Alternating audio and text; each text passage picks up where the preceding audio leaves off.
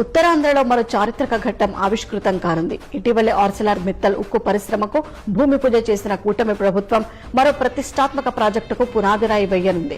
Technology దిగ్గజం Google data centre కు ఈ నెల 28న సీఎం చంద్రబాబు శంకుస్థాపన చేయనున్నారు.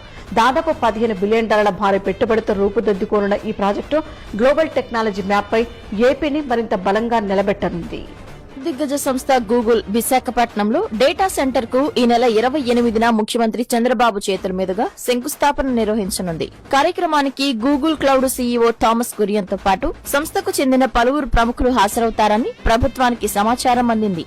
విశాఖ జిల్లాలోని అడవివరం, తర్లువాడ, అనకాపల్లి జిల్లా రాంబిల్లి ప్రాంతాల్లో గిగావాట్ సామర్థ్యం ఉన్న 3 డేటా సెంటర్లను గూగుల్ సంస్థ ఏర్పాటు చేయనుంది.